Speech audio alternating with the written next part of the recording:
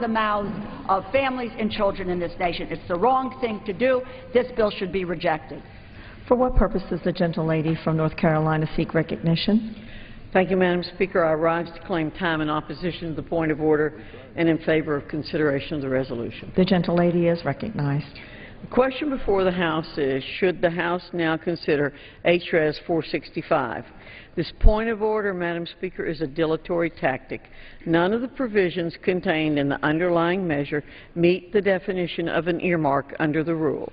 The chairman of the Committee on the Judiciary certified that H.R. 7 contains no congressional earmarks by including the following earmark statement in the report accompanying this bill, which was filed on January 23, 2014. Quote, in accordance with Clause 9 of Rule 21 of the Rules of the House of Representatives, H.R. 7 does not contain any congressional earmarks, limited tax benefits, or limited tariff benefits as defined in Clause 9E, 9F, or 9G of Rule 21. The following was included in the joint explanatory statement for the Farm Bill. Pursuant to Clause 9 of Rule 21 of the Rules of the House of Representatives and Rule 44 of the Standing Rules of the Senate, neither this conference report nor the accompanying joint statement of managers contains any congressional earmarks, congressionally directed spending limits, limited tax benefits, or limited tariff benefits as defined in such rules. I also remind the gentleman that this conference agreement is a bipartisan and bicameral measure. Nine of the 10 Democrat conferees from the Agriculture Committee have signed the conference report. The conference report was made available to all members and the public yesterday in full compliance of the 3-day availability rule. In order to allow the House to continue its scheduled business for the day, Madam Speaker, I urge members to vote yes on the question of consideration of the resolution, and I yield back the balance of my time. All time for debate has expired. The question is, will the House now consider the resolution? Those in favor say aye. Those opposed, no. In the opinion of the Chair, the ayes have it. The question of consideration is decided in the affirmative, and without objection, a motion to reconsider is laid on the table. The gentlewoman from North Carolina is recognized for 1 hour. Thank you, Madam Speaker. For the purpose of debate only, I yield the customary 30 minutes to the gentlewoman from New York, Mrs. Slaughter, pending which I yield myself such time as I may consume. During consideration of this resolution, all time yielded is for the purpose of debate only. Madam Speaker, I ask unanimous consent that all members have 5 legislative days to revise and extend their remarks. Without objection.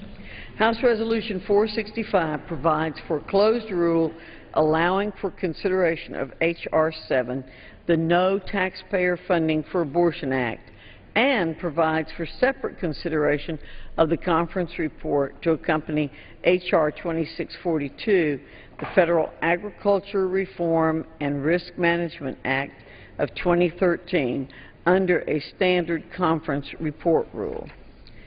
Madam Speaker, since 1976, the Hyde Amendment, which prohibits the federal funding of abortions, has been included in relevant appropriations bills.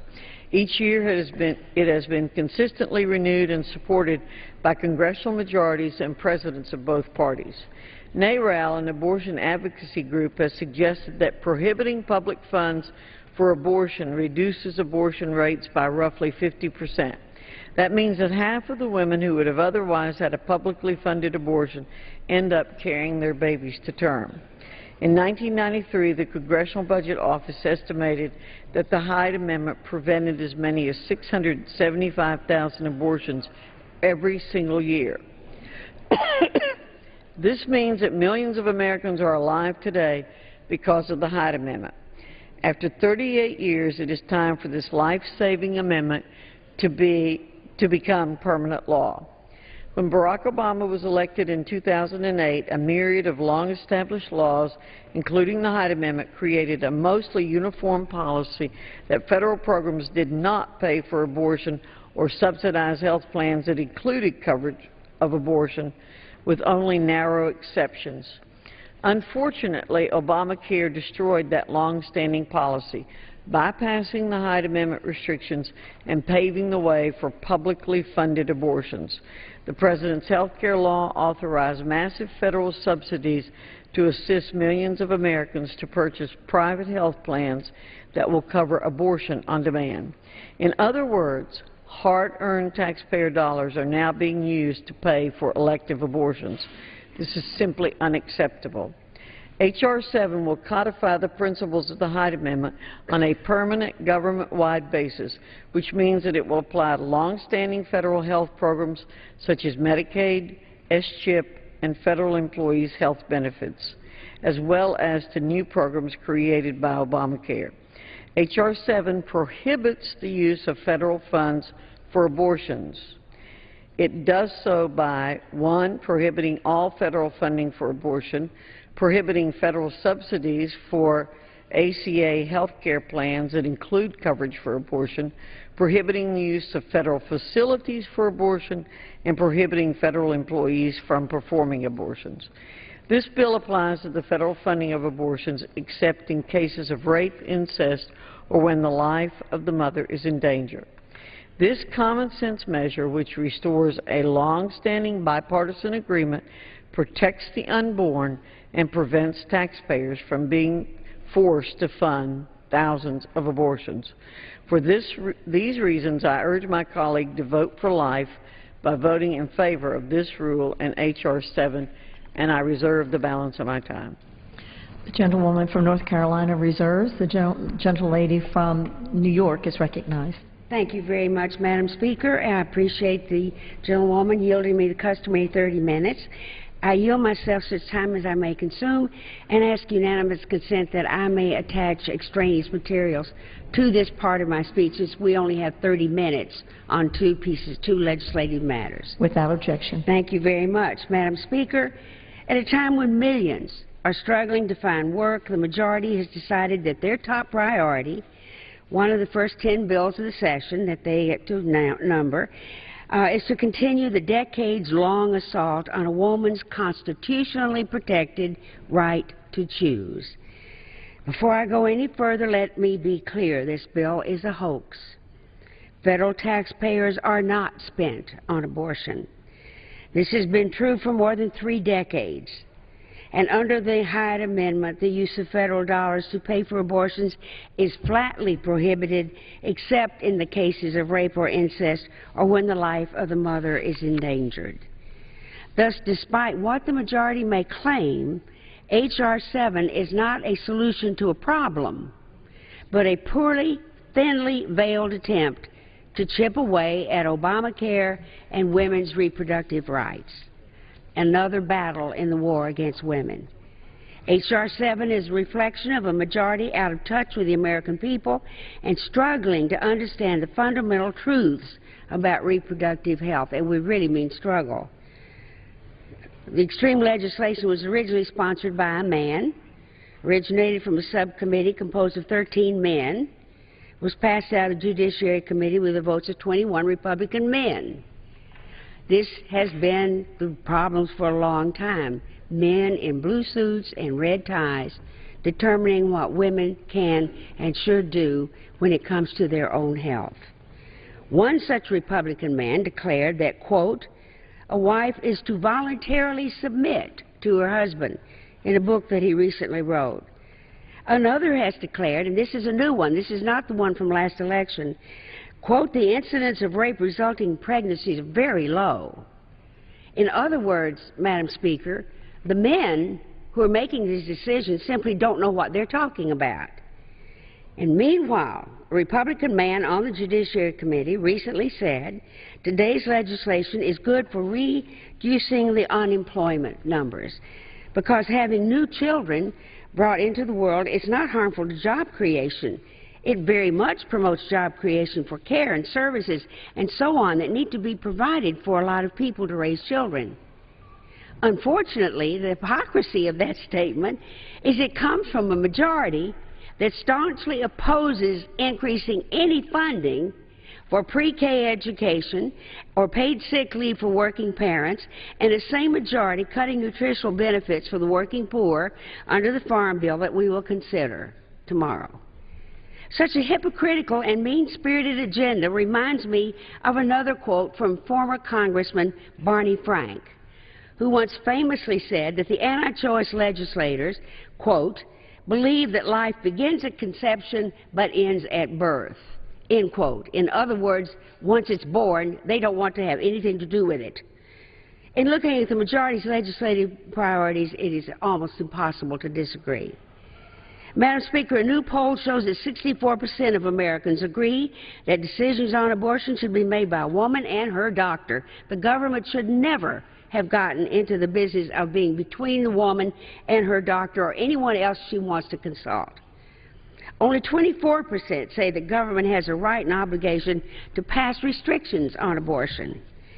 Now, perhaps that's why the majority is passing H.R. 7 on the same day as the State of the Union, because we know it's not going anywhere. We know that the Senate will not take this up, and if by some strange set of events it should pass the Senate, which it won't, the President would never sign it.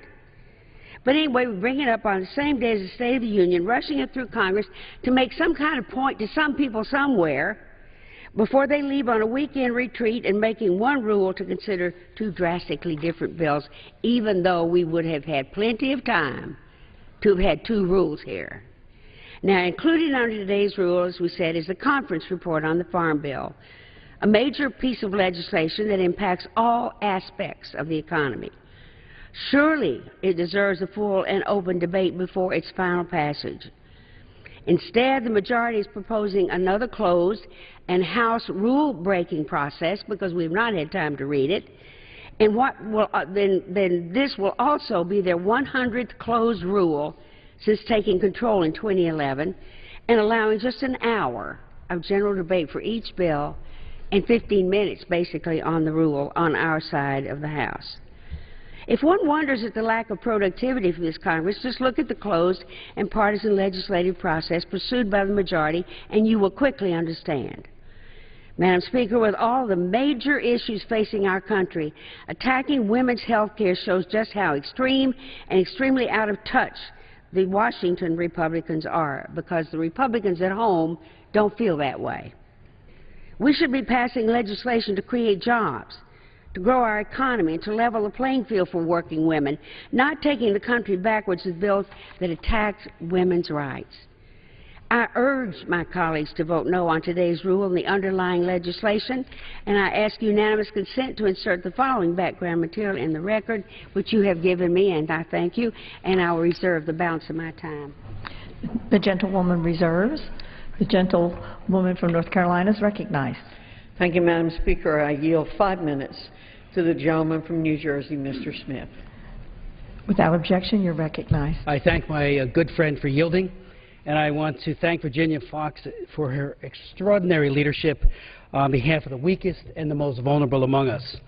Madam Speaker, because abortion dismembers, decapitates, or chemically poisons an unborn child to death, Americans have consistently demanded that public funds not pay for abortion.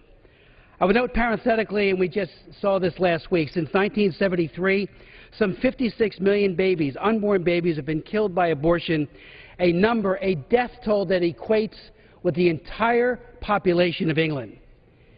Madam Speaker, a huge majority, well over 60%, according to the most polls, show that women and men in this country don't want to be complicit in abortion by subsidizing it. A December 2009 Quinnipiac poll found that 72% opposed allowing abortion to be paid for by public funds under health care reform. Another poll asked, and I quote, "If the choice were up to you, would you want your own insurance policy to include abortion?" 69% of women said no. Madam Speaker, this is because an ever-growing number of people recognize that abortion isn't health care.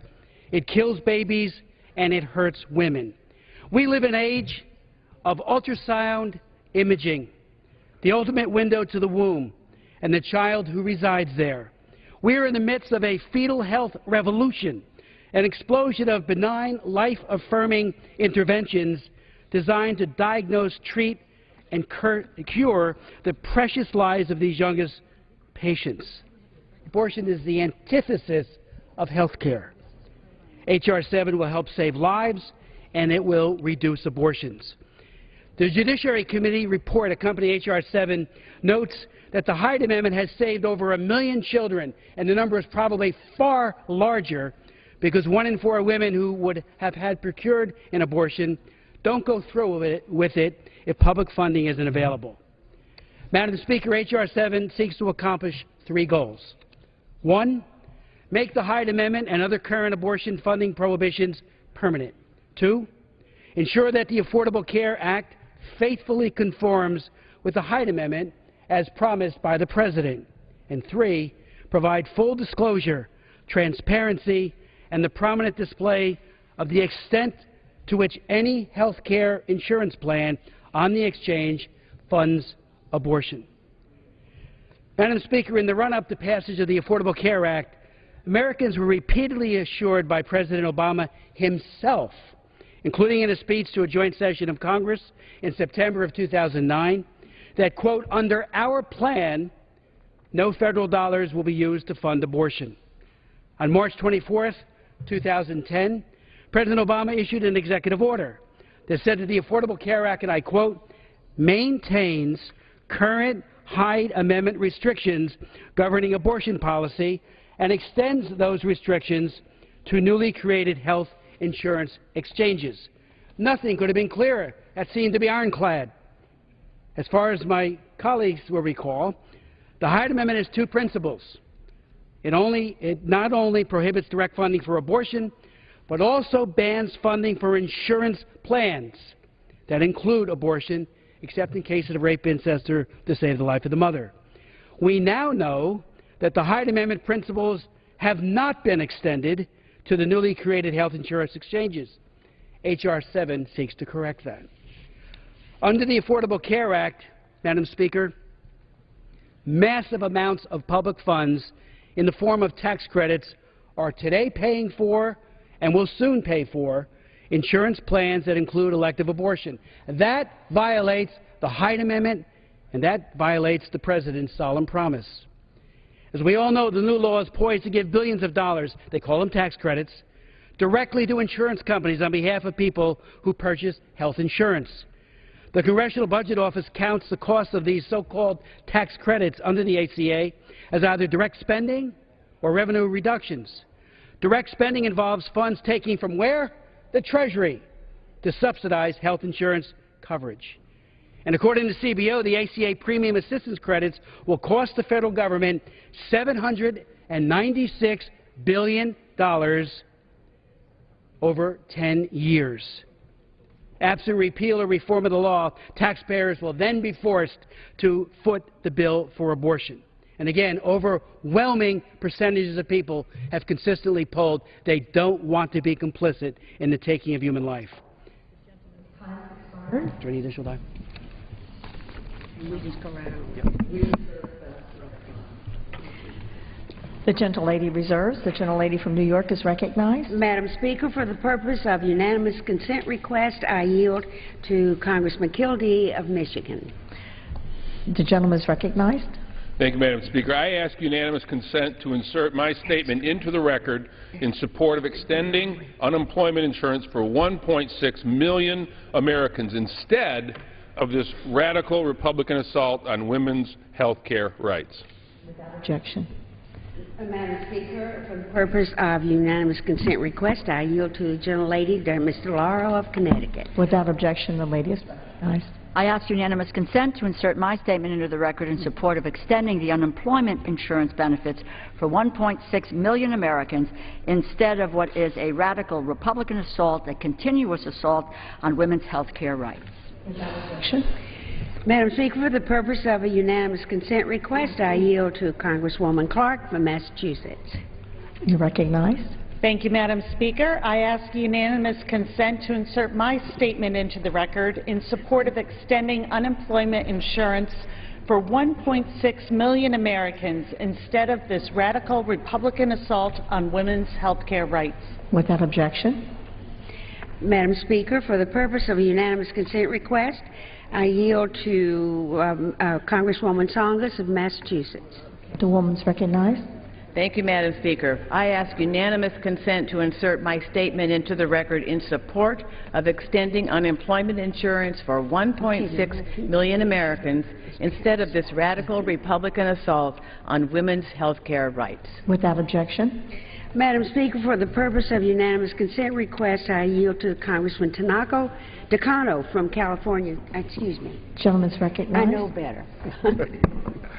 Madam Speaker, I ask unanimous consent to insert my statement into the record in support of extending unemployment insurance for 1.6 million Americans instead of this radical Republican assault on women's health care rights. Without objection. Madam Speaker, for the purpose of a unanimous consent request, I yield to Congresswoman Lujan Grisham of New Mexico. Gentlewoman is recognized. Thank you, Madam Speaker. I also seek unanimous consent to insert my statement into the record in support of extending unemployment insurance for 1.6 million Americans, including nearly 7,500 New Mexico job seekers, instead of this radical Republican assault on women's health care rights. Objection. Madam Speaker, for the purpose of a unanimous consent request, I yield to Congressman Johnson from Georgia. Chair will first make a statement. A member asking to insert remarks may include a simple declaration of sentiment toward the question under debate, but should not embellish the request with extended oratory. Congressman from Georgia is recognized. Thank you, Madam Speaker. I ask unanimous consent to insert my statement into the record in support of extending unemployment insurance for 1.6 million Americans instead of this radical Republican assault on women's health care rights. H.R. 7 is enumerated appropriately because it reflects the priorities of this Congress. So Madam Speaker, when it comes to the Keystone Pipeline or decreasing funding for education. The gentleman will cease. Objection. Madam Speaker, I would like to ask the Chair to reiterate her statement made just a few minutes ago about the extent of the remarks that may be made. I will, I'll yield the balance of my time. Thanks, Hank. No. Madam Speaker, for the purpose of unanimous consent request, I yield to Congresswoman Esty of Connecticut. The time of the gentlelady from New York will be charged with the embellishment of the gentleman from New York. Thank you, Madam Speaker. The gentlelady is recognized. Thank you, Madam Speaker. I ask unanimous consent to insert my statement into the record in support of extending unemployment insurance for 1.6 million Americans instead of this radical Republican assault on women's health care rights. Without objection. Madam Speaker, for the purpose of a unanimous consent request, I yield to Congressman Al Green from Texas. The gentleman is recognized.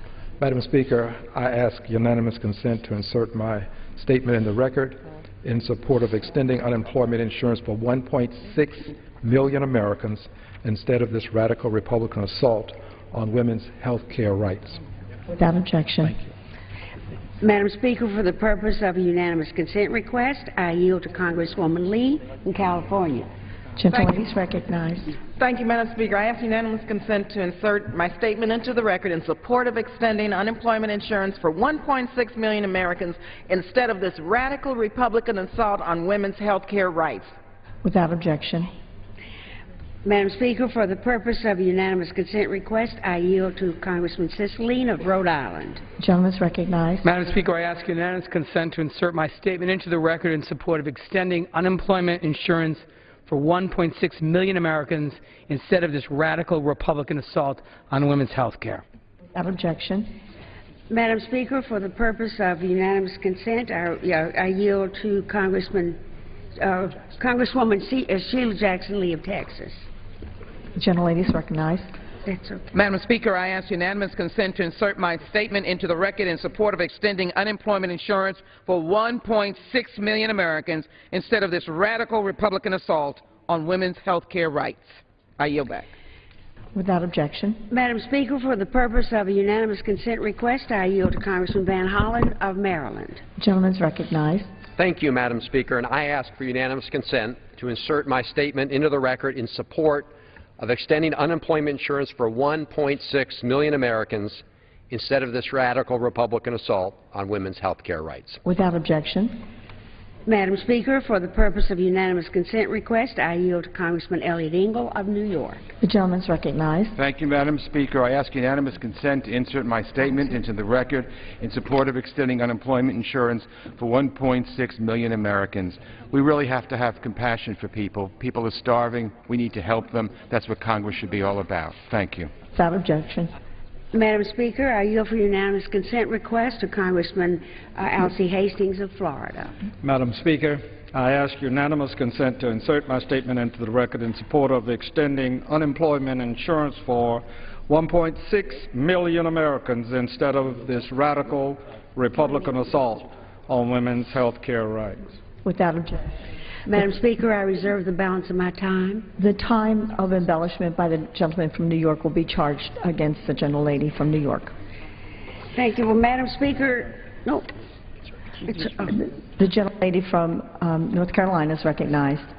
Thank you, Madam Speaker. I yield 2 minutes to the gentleman from Georgia, Mr. Collins. You're recognized. Thank you, Madam Speaker, and thank you to the gentlelady from North Carolina. You know, we stand in this hall, and many times it's spoken of the history that goes on here and the things that have been done, and it seems, as it's been said, that it echoes through time, the speakers, the presidents, the others who have spoken here. And today, I think, as we talk about this, there is an echo that should be coming forth from spoken in the chamber that was spoken by our administration and our president, who said, one more misunderstanding I want to clear up. Adding no federal dollars will be used to fund abortions, and conscience laws will remain in place. To me, that still echoes in this chamber. And I rise today as a co-sponsor of the No Taxpayer Funding for Abortion and the Abortion Insurance Full Disclosure Act, and I rise in strong support of the bill and the underlying rule. I share the belief of many taxpayers that life is a gift worthy of our protection, not something to be snuffed out when deemed inconvenient or challenging. I rise in support of this bill on behalf of those who do not yet have a voice, the yet-to-be-born daughters and sons of our nation. For me, this issue is very personal. When my wife was pregnant with our first child, we learned that our daughter Jordan was affected with spina bifida. We were shocked when we were dealing with a struggle and excited about a birth. We were shocked when people came to us after hearing of Jordan's diagnosis and said we have a choice about whether to keep our child. We knew that Jordan was a gift from God and there was a plan and purpose for her life. We believe that the fact more strongly than ever today, and we cannot imagine life without Jordan. I know my family is not alone. Many folks have welcomed children in the midst of difficult circumstances, not because it was easy, but because it was right. For when we deny the humanity of the unborn, we betray our own. Every member of civil society has sacred responsibility to protect the lives of children. Today we have the opportunity to affirm the responsibility by passing the No Taxpayer Funding for Abortion and Abortion Insurance Full Disclosure Act. This bill helps ensure taxpayer dollars are directed to care that preserves and improves lives, not a procedure that guarantees death. On behalf of millions of Americans who object to abortion on demand, I urge this body to prevent taxpayer dollars from funding such abortions. And as one who stands here, as has been said, although your time has expired, I would just say life matters and promises matter, and echoes of this chamber matters as well, especially when spoken by the President. I yield back. Gentlewoman reserves. Gentlewoman from New York is recognized. Thank you, Madam Speaker. If we defeat the previous question, I will offer an amendment to the rule and give the House a vote on a bill written by Mr. Van Hollen and Mr. Levin to extend emergency unemployment benefits paid for with savings from the Farm Bill that it seems that this House will pass today. To discuss his bill, I yield 2 minutes to the gentleman from Michigan, the ranking member of the Ways and Means Committee, Mr. Levin. And the gentleman is recognized.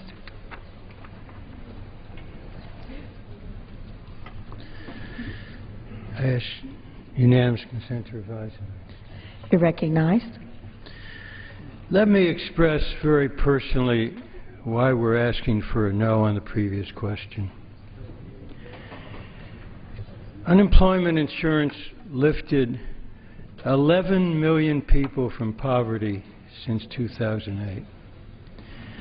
It kept 2.5 million people from poverty in 2012. So, for so many people in this country today, there's a personal emergency. Since the end of this program, December 28, they're facing bills to pay, utility bills, house payment bills, rental bills, money for gas to keep looking for work.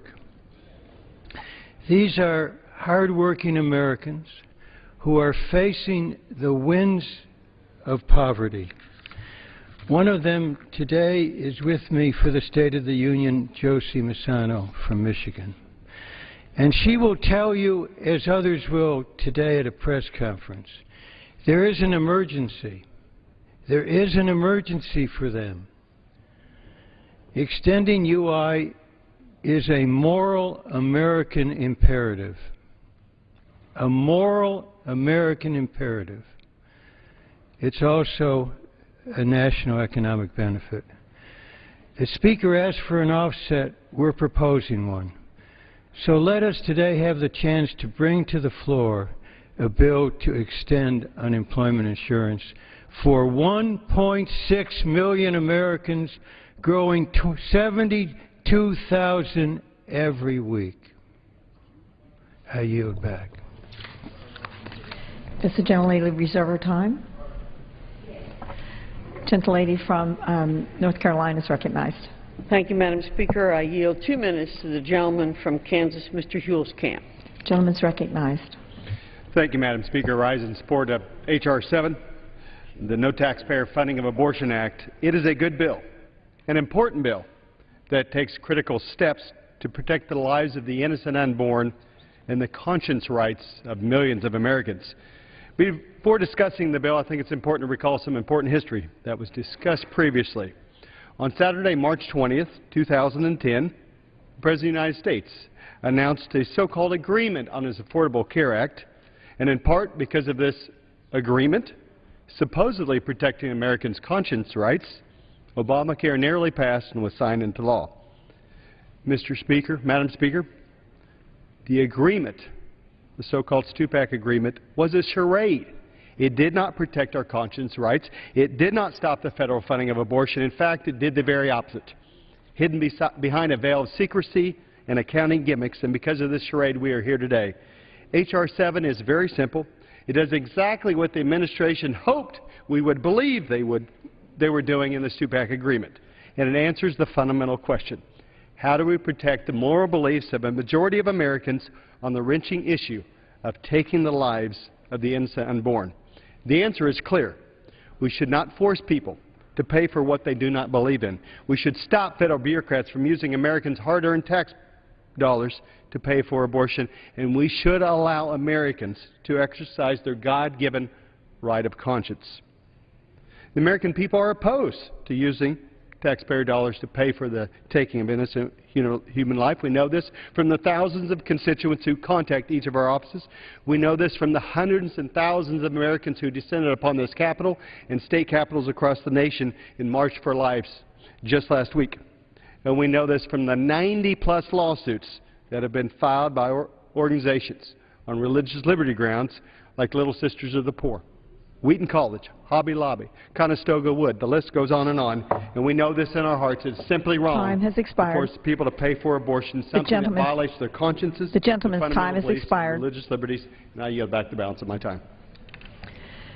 Gentlelady reserves. Gentlelady from New York is recognized. Madam Speaker, for the purpose of unanimous consent request, I yield to Mr. Horsford of Nevada. The gentleman is recognized. Thank you, Madam Speaker. Thank you to the gentlelady for yielding. I ask unanimous consent to insert my statement into the record in support of extending unemployment insurance benefits for the 1.6 million Americans instead of this radical Republican assault on women's health care rights in our great country. Without objection. Madam Speaker, I'm pleased to yield 2 minutes to the gentleman from Maryland, the distinguished ranking member of the Committee on the Budget, Mr. Van Hollen. The gentleman is recognized for 2 minutes. Thank you, Madam Speaker, and I thank my friend. What we're seeing here is an abusive process, Madam Speaker. We have one rule governing a bill. It's an assault on women's health care rights, combined with a rule, same rule, for a 900-page farm bill that was filed at 7:30 last night. Now, I know a lot of people around here claim to be speed readers, but we're supposed to have a vote on the farm bill on Wednesday. Some people may decide to vote for it.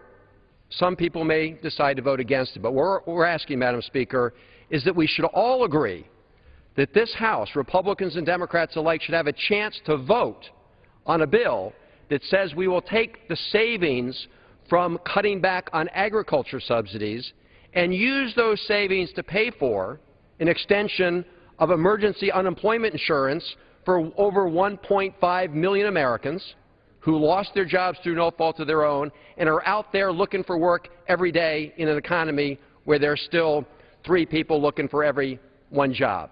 That's what we're asking for, Madam Speaker, with respect to defeating the previous question and letting us have a vote. Now, the Speaker has said repeatedly over the last couple of weeks that he'd be open to extending unemployment insurance if we find a way to pay for it.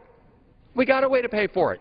And Mr. Levin and I went to the Rules Committee and said, okay, let's let the whole House vote today after the Farm Bill passes, if it does pass on Wednesday, and say, let's use those savings for this important purpose. They said no.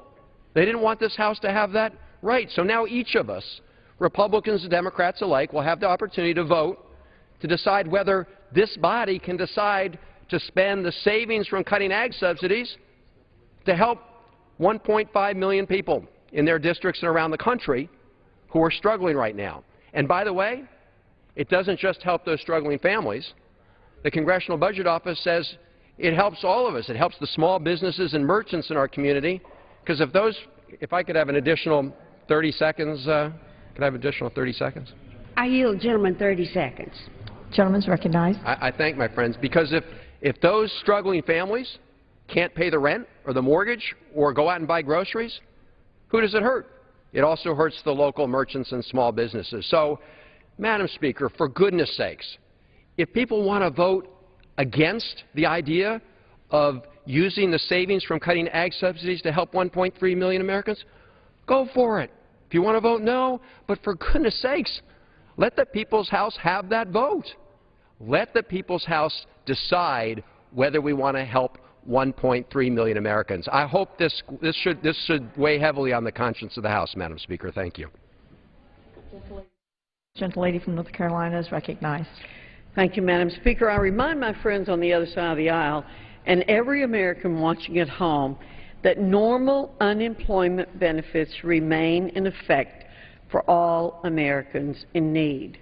What has expired is the additional emergency unemployment compensation that goes above and beyond the normal compensation. This emergency compensation was put in place during the economic downturn and was always intended to be temporary. In fact, we have been told that the recession is over and has been over for a long time. Republicans want to help create jobs, and we call on the Senate to act on the bills we've sent them, that we will do just that. Madam Speaker, I now yield 2 minutes to the gentleman from Tennessee, Dr. Rowe. The gentleman is recognized for 2 minutes. Thank you, Madam Speaker. As an OBGYN physician who's delivered close to 5,000 babies, I strongly support the sanctity of life and therefore H.R. 7. Since 1976, Congress has prevented taxpayer funding for abortion. Unfortunately, this door was reopened with the passage of the Affordable Care Act. This misguided law has, in addition to causing incredible harm to our health care system, potentially put taxpayers on the hook for funding the termination of innocent life. That's why H.R. 7 is so important. It explicitly states that taxpayer dollars should not be used to fund abortions. I'm not here today making a point. I'm here as a physician on this floor trying to save lives. Abortion is not a business our government should be involved in. As legislators, we carry the responsibility and privilege to protect those who do not have a voice. We must make our laws consistent with our science and ensure full legal protections to those who are waiting to be born. This starts with a legislation like H.R. 7. One of our government's core functions is to protect the most innocent among us, and I will do my best to ensure that government fulfills its duty. I will always fight for the right to life because it is my belief that we are unique creations of God who knows us and loves us even before we're born. I urge my colleagues to support this important rule, and I yield back the balance of my time. Gentlelady reserves. The gentlelady from New York is recognized. Let me give myself just a half a second to say that, again, we hear how important it is until the child is born, but if it's unemployed later, it's not going to get to eat as long as we have this majority. Madam Speaker, I yield 1 minute to the gentlewoman from Connecticut, Ms. Esty. The gentlelady is recognized for 2 minutes, or 1 minute. Thank you, Madam Speaker. I rise today in opposition to the rule and to the underlying legislation. 41 years ago, the Supreme Court recognized that women have the right to make their own decisions about their reproductive health. Yet once again, this House is choosing to senselessly attack women's rights. This bill would restrict a woman's right to make personal medical decisions by bullying small businesses to either drop comprehensive health coverage for their female employees or lose tax credits. Furthermore, it places restrictions on women using private funds to buy private insurance for their most personal medical decisions. This bill is nothing more than an unprecedented, mean-spirited attempt to shame women out of being in control of their own health. We can and must do better, which is why I urge my colleagues to oppose this effort to restrict health care for women. Thank you, and I yield back the balance of my time. Gentlelady reserves. The gentlelady from North Carolina is recognized. Thank you, Madam Speaker. It is unfortunate that our colleagues are doing all that they can to portray this bill as an attack on women's rights. It's not that at all. And I appreciate all of my colleagues who've spoken so eloquently on our side of the aisle about what this bill truly is. I now yield 2 minutes to the gentleman from Missouri, Mr. Nunley. The gentleman from Mississippi is recognized for 2 minutes. Thank you, Madam Speaker. I want to thank the gentlelady from North Carolina for yielding. Today I do rise in support of H.R. 7, the No Taxpayer Funding for Abortion Act. That will make policies like the Hyde Amendment permanent and government-wide, and it will remove funding for insurance plans that include abortions from the Affordable Care Act. Just last week, we marked the 41st anniversary of the Roe decision, and we memorialized the 56 million children whose lives have been sacrificed to that decision. Now, I'm a proud defender of life. I represent a state that stands strongly for life.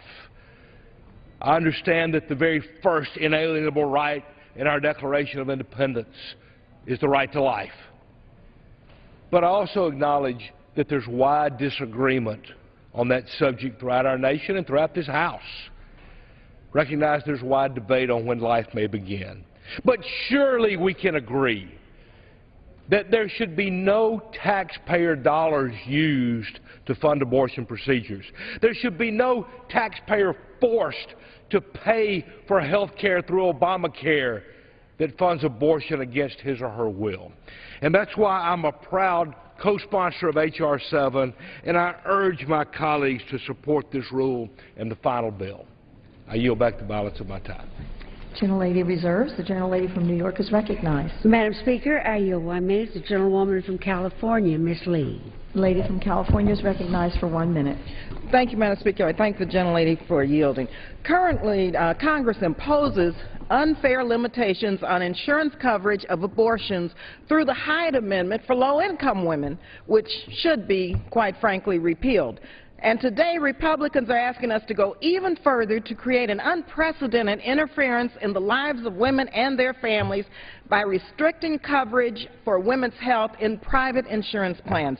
Instead of working together to extend unemployment benefits for more than 1.4 million unemployed Americans, here we are debating another dangerous and divisive attempt to strip away the rights of women.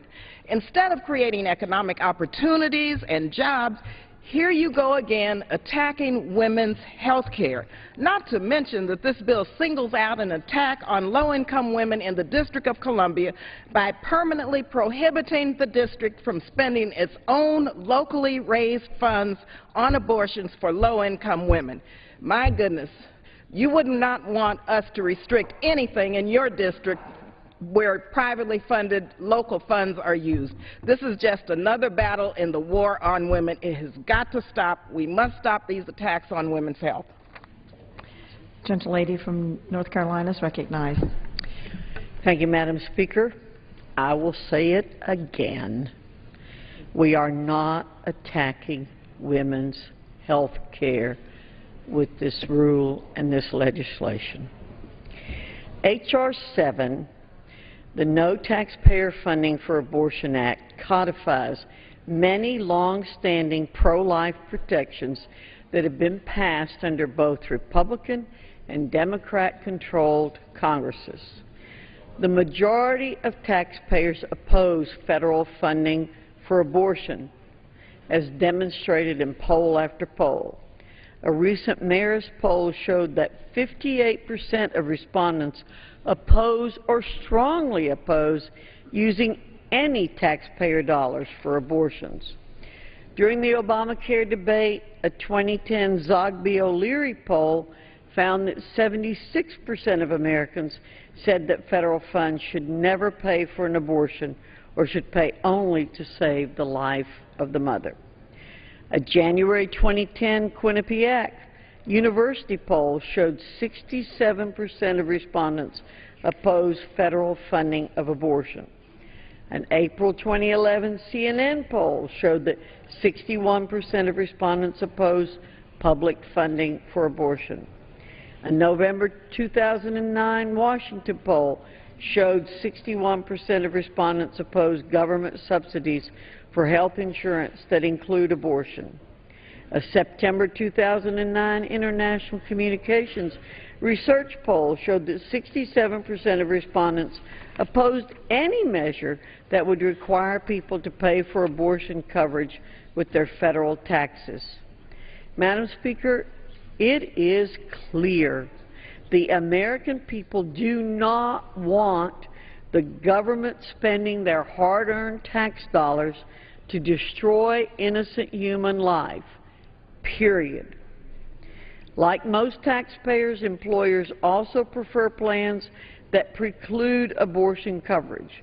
According to the Insurance Industries Trade Association, quote, most insurers offer plans that include abortion coverage, but most employers choose not to offer it as a part of their benefits package, end quote. Even Minority Leader Nancy Pelosi has voted numerous times to prohibit taxpayer funding for abortion in the District of Columbia. President Obama voted against taxpayer funding of abortion in the District of Columbia twice when he was in the Senate. And since being elected president, he has signed appropriations legislation into law that prohibits this funding. As you see, Madam Speaker, opposition to taxpayer funding for abortion is bipartisan, bicameral, and supported by a majority of the American people. It is time to restore the status quo on government funding of abortion and make this widely supported policy permanent across the federal government. Therefore, I urge my colleagues to support this rule and H.R. 7, and with that, I reserve the balance of my time. Gentlelady reserves. The gentlelady from New York is recognized. Madam Speaker, I'm pleased to yield 1.5 minutes to the gentlewoman from Florida, Ms. Wasserman Schultz. The lady is recognized for 2 minutes. Thank you, Madam Speaker. First, let me just point out that despite what the gentlelady from Tennessee just said, both President Obama and his administration, as well as Leader Pelosi, strongly oppose H.R. 7. But I rise today in strong opposition to H.R. 7, the No Taxpayer Funding for Abortion Act. Despite the misleading title, this bill is not about federal funding for abortions. It's about intervening in women's personal health care decisions. 41 years ago, the Supreme Court confirmed in Roe v. Wade a constitutional right for women to keep our decisions about our bodies between us and our doctors. Yet here we are, more than 4 decades later, confronted with another draconian bill that encroaches on that right. Since 1976, the Hyde Amendment has prohibited the use of federal dollars for abortions. The Affordable Care Act is compliant with the Hyde Amendment. The Affordable Care Act is law. The bill before us is nothing more than a deceitful attempt to place further restrictions on women's access to health care services. Unfortunately, these kinds of baseless attacks on women's reproductive rights continue to be led by Republican men. It is clear that the all-male Republican members on the House Judiciary Committee who approved this bill would rather focus their time and the American taxpayer dollars on restricting a woman's right to make her own medical decisions rather than confront our nation's most pressing problems. You would think that Republicans would realize we have a few more things to focus on that are a higher priority than whether or not women can make their own health care decisions. These men do not represent or reflect the voices of women in America, and that's why as a mother, a lawmaker, and as a woman, I stand before you today to say no more. We should oppose H.R. 7. Thank you. I yield back the balance of my time. Gentlelady reserves. The gentlelady from North Carolina is recognized. Thank you, Madam Speaker. I yield 4 minutes to the gentleman from New Jersey, the author of H.R. 7, Chris Smith. I thank The is recognized the gentlelady for yielding, and thank you again for her extraordinary leadership. Let me again convey to my colleagues the fact H.R. 7 seeks to make the Hyde Amendment and other current abortion funding prohibitions permanent. Just a couple of weeks ago, as part of the omnibus bill, members on both sides of the aisle voted to renew the pro-life riders for another year. Title I of H.R. 7 are those separate riders made permanent. That's all it is. Secondly, it ensures that the Affordable Care Act faithfully conforms to the Hyde Amendment, as promised by the President of the United States. And as the previous speaker just said, she believes it comports with the Hyde Amendment. It doesn't. The Hyde Amendment is made up of 2 parts, I remind my colleagues: direct funding for abortion and no funds to any insurance policy, any coverage, any plan that includes abortion. It couldn't be simpler. It's right there in the Hyde Amendment. It's been there year in and year out. I would note parenthetically that I authored the ban on funding for abortions in the Federal Employees Health Benefits Program. We mirrored the language of the Hyde Amendment so that today every single insurance plan in the FEHB does not include abortion except in cases of rape, incest, or life of the mother, just like the Hyde Amendment. Let me also say to my colleagues, we need transparency. There's a galling lack of transparency in Obamacare on a myriad of fronts, including whether or not a plan includes abortion. In my own state of New Jersey, we tried and tried, took hours upon hours. We finally found out of the 31 plans offered in the state, 14 plans subsidize abortion on demand, yet none of the plans, not one, makes this information available to the consumers shopping online. Same goes ditto for state after state. You can't find out. Or when you make those phone calls, you get conflicting feedback from the person on the other side who himself or herself don't even know either. Every single Obamacare plan in Connecticut and Rhode Island includes abortion on demand. Every single one. You may be happy with that, but we see that as the taking of human life. You know, I remind my colleagues, look at what abortion does to the unborn child. The baby is either dismembered, chemically poisoned, decapitated. The methods are horrific. And we live in a culture of denial that does not want to look at the method. It also is highly injurious of women, especially on the intermediate and long-term basis, especially as relates to psychological health. Let me also say to my colleagues as well, if you want to know what Obamacare is doing, just look at our own plan. Look at the D.C. Health Link, our own portal for health insurance. Of the 112 plans that I and you, our staff, can obtain, 103 of those plans, subsidized by federal dollars, completely in violation of the Hyde Amendment and my amendment, frankly. Only 9 plans are pro-life. 103 of those plans that you and I can buy pay for abortion on demand. Just look at the facts.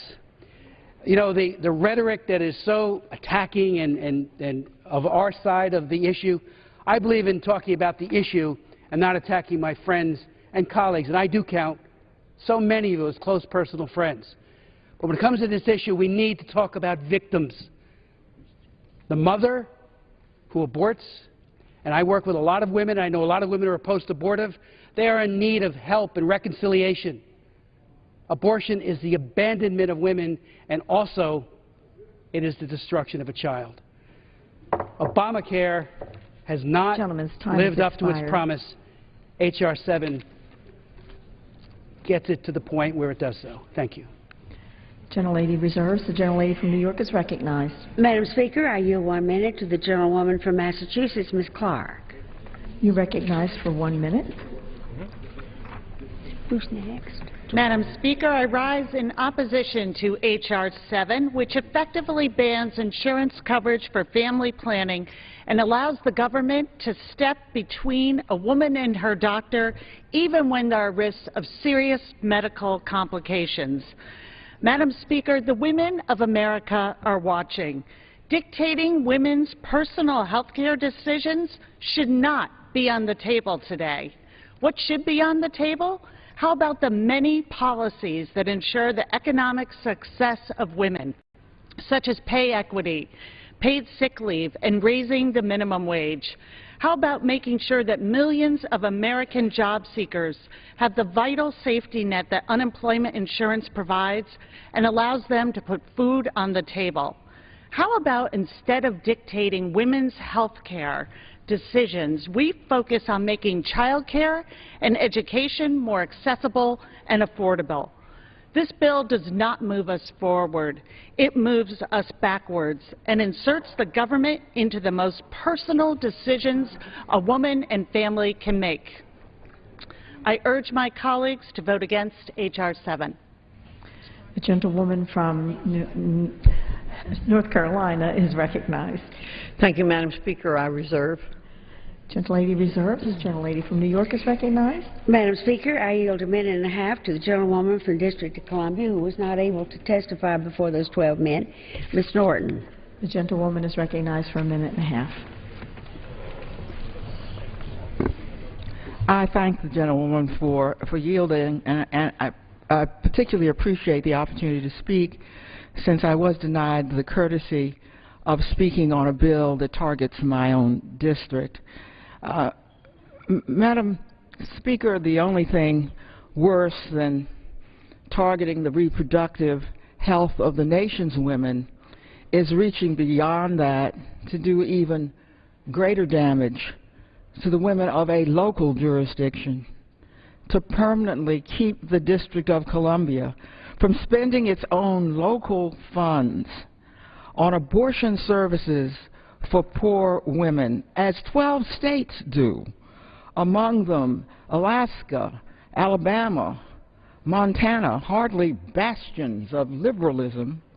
Mind you, such spending is already barred in the annual D.C. appropriation, yet H.R. 7 strips, imagine this, strips the District of Columbia of its very identity for purposes of abortion by deeming the District of Columbia to be part of the federal government. What an indignity. Republicans captured the majority in the name of local control and devolving federal power to the states and localities. Today, you turn your own principles on their heads to snatch power from a local jurisdiction, we will insist that Republicans practice what they preach. The gentlewoman from North Carolina is recognized. Thank you, Madam Speaker. I will continue to reserve. Continues to reserve. The gentlelady from New York is recognized. Madam Speaker, I'm pleased to give 1 minute to the gentlewoman from Connecticut, Ms. DeLauro. The gentlewoman is recognized for 1 minute.